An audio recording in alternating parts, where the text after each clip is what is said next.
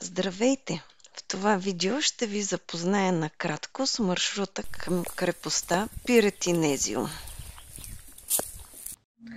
Ето тук стигаме до кръстовище с 3 разклонения.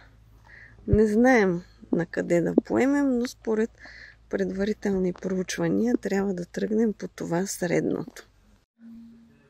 Дойдохме, вървяхме няколко метра и тук се отделя един коларски път надясно, много трудно личим.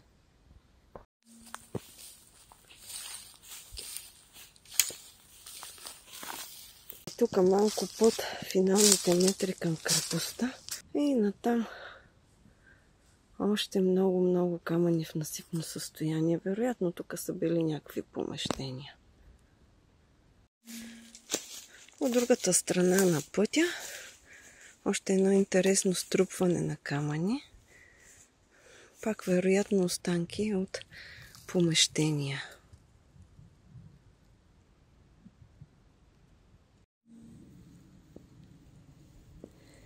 Има някакъв зид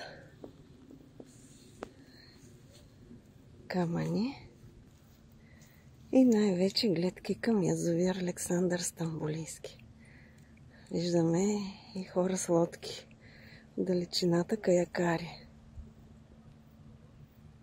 Най-високата част, откъдето ни се открива гледка към язовирната стена на Александър Стамболийски.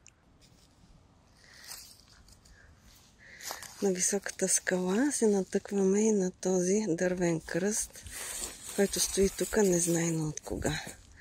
Гледката е зашеметяваща.